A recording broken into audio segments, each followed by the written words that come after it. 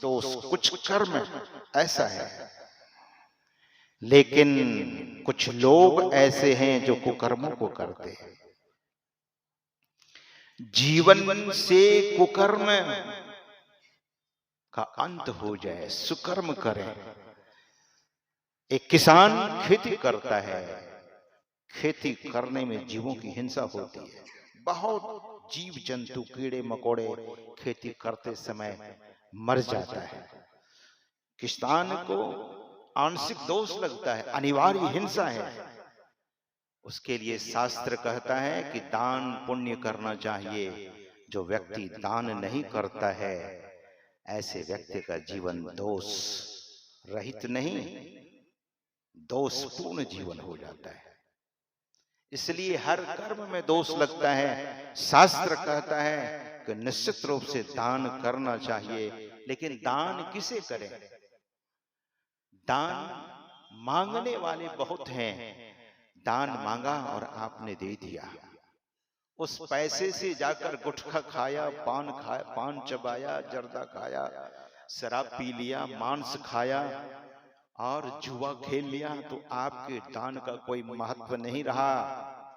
आपको भी दोष लगेगा। दान तो करना चाहिए, लेकिन भगवान श्री कृष्ण कहते हैं कि सत्पात्रे दीयते दानम तद्दानम दानम भवेत्। सत्पात्र को दान देने से ही आपका दान सार्थक होगा, नहीं तो दान देने से बहुत बड़ी बात नहीं होगी। तो मैं कह रहा था कि भगवान बुद्ध उनको चेताते हैं। संत कबीर साहब कहते हैं, कहे कबीर पुकारी के यहाँ कोई न अपना रे।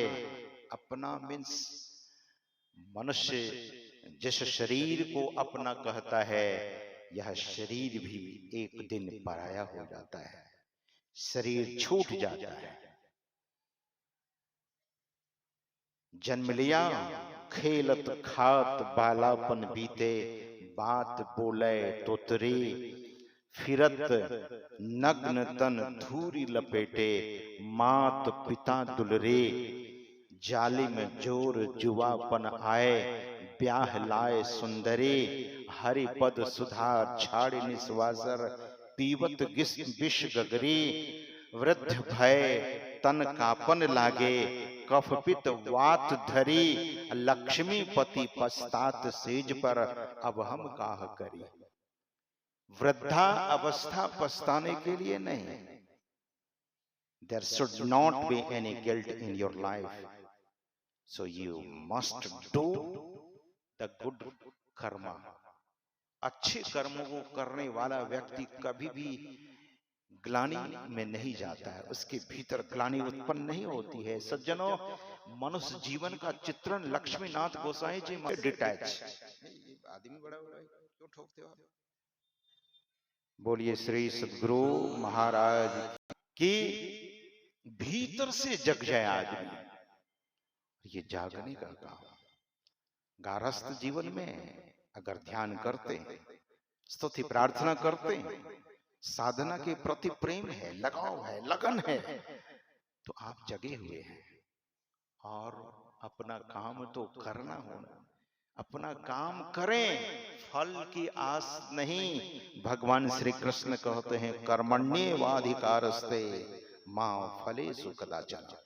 ऐ अर्जुन, कर्म करने का केवल अधिकार है, फल देने वाले तो ईश्वर हैं, उनके हाथ में है।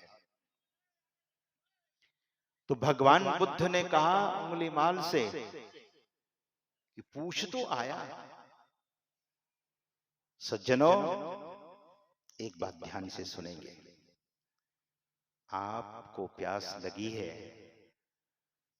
तो आपके पिताजी, आपकी माताजी, आपकी बहन, आपका भाई, आपकी पत्नी, आपका बेटा, आपकी बेटी पानी पी लेगी तो आपकी प्यास बुझेगी नहीं। जो निज कर्म है उसे खुद से करना पड़ता है। ध्यान दीजिए, स्वयं से ईश्वर की भक्ति भाड़े पर नहीं चलने वाला है। ये बिल्कुल साफ साफ बात है। इसलिए कीजिए, अंगुली माल को समझ में बात आ गई और भगवान बुद्ध के चरणों को पकड़ लिया। हम आप सुन तो रहे थे, भगवान श्री राम बहुत तरह से उपदेश करते करते करते कहां ले गए? प्रजाओं को क्या कहने लगे? करंधार सदगुरु दृढ़ नावा, दुर्लभ साज सुलभ करी पावा। चित दुर्लभ साज है। दरअसल में ये दिया गया है।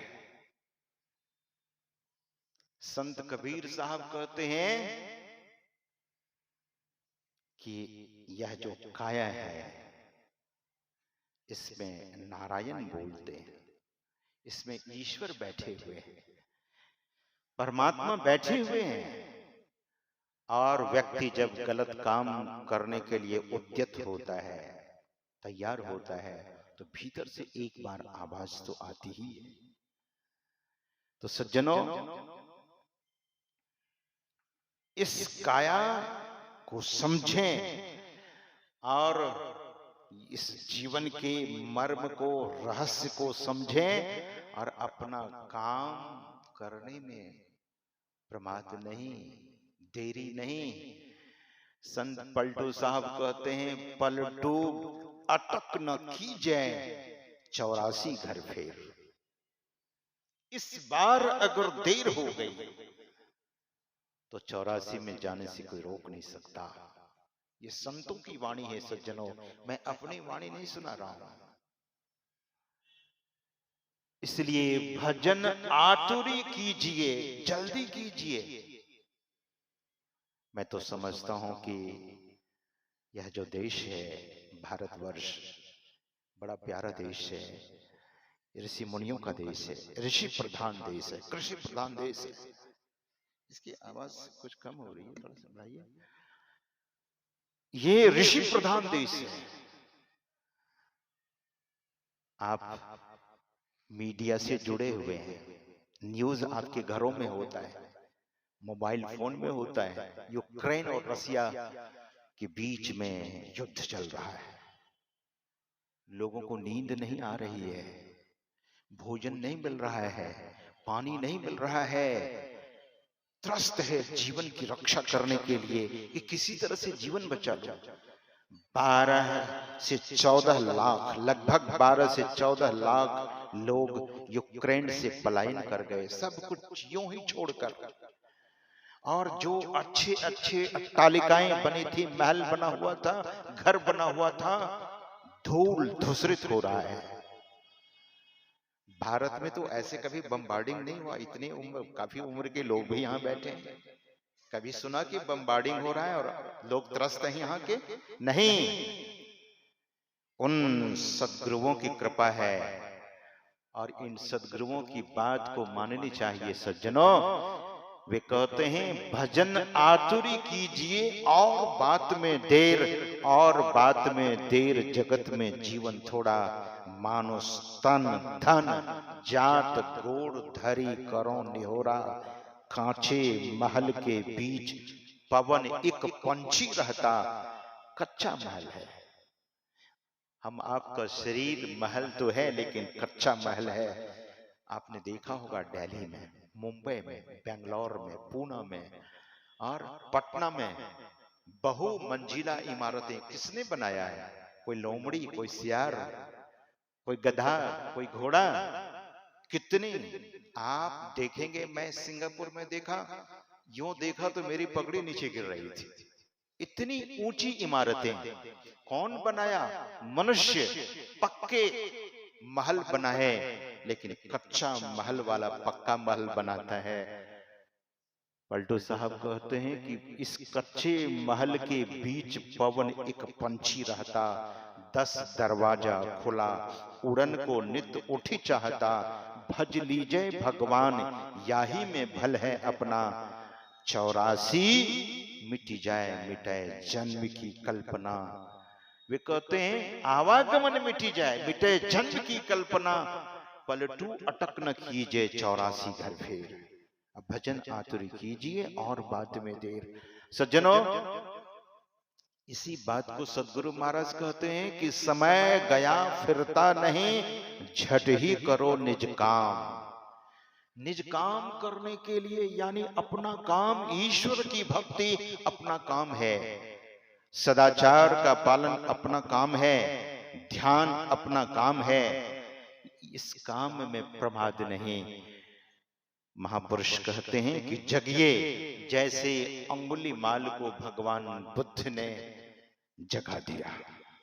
भगवान बुद्ध ने कहा कि फेंको कटार, कटार फेंक दिया। कितने बड़े बड़े राजा प्रयास कर रहे थे कि अंगुलीमाल सुधर जाए, लेकिन भगवान बुद्ध के दर्शन मात्र से, उनकी पवित्र वाणी को सुनकर अंगुलीमाल तत्काल पाप रहित हो गया। मज्जन फल पेखिए तत्काला, काक हो ही पिक पको मराला। संत दर्शन का कितना महत्व है। इसलिए साधु नाम दर्शनम पुण्यम, साधु के दर्शन मात्र से पुण्य होता है। सज्जनों, यह काम तो पहले कर लेना चाहिए। भगवान बुद्ध से प्रेरित होकर अंगुलीमाल उनके पीछे पीछे हो लिया। जिनके हाथ रक्त से रंजित रहता था, जिनके हाथ ने निर्मम हत्या की थी, हृदय में पाप ही पाप, वो भगवान बुद्ध का दर्शन करने के बाद निर्मल होने लगा। भगवान बुद्ध उसे लेकर चले हैं बौद्ध विहार की ओर, और भगवान बुद्ध के पीछे पीछे अंगुलीमाल जा रहा है। नदी सामने आई है, नदी में स्नान करने के लिए भगवान बुद्ध ने कहा कि डुबकी लगाओ, और जितने ये रक्त रंजित तुम्हारे वस्त्र हैं सभी को उतार फेंको। अंगुलीमाल सभी वस्त्रों को उतार फेंका। गुरु ने जो आदेश दिया उसे पालन करने में क्षण भी देर नहीं लगाई, और भगवान बुद्ध ने अपना कसाया वस्त्र देने की कृपा की। बोले पहनो। अंगुलीमाल ने कहा, हे बुद्ध, हे शास्ता, हे तथागत, मैं कसाई वस्त्र पहनने का अधिकारी नहीं हूं। मैं जिठाई कर रहा हूं, पूछने की हिम्मत कर रहा हूं, विनती कर रहा हूं। भगवान बुद्ध ने कहा कि तुम अब केवल और केवल मेरी बातों को मानते चले जाओ। कसाई वस्त्र को पहनता है, संन्यास उन्हें मिल जाता है, और भगवान बुद्ध उन्हें लेकर चले हैं, बौद्ध विहार पहुंचे हैं। कोई नहीं जानता है कि ये अंगुलीमाल है, क्योंकि वेश बदल चुका है। भगवान बुद्ध ने कहा कि अंगुलीमाल बैठो ध्यान में, और जैसे ही ध्यान में बैठे भगवान बुद्ध उनके मस्तक पर हाथ पधराते हैं। बोले वत्स बैठो, और जैसे ही भगवान बुद्ध का वरद हस्त उनके मस्तक पर जाता है, अंगुलीमाल आनंद के सिंधु में गोता लगाने लगा।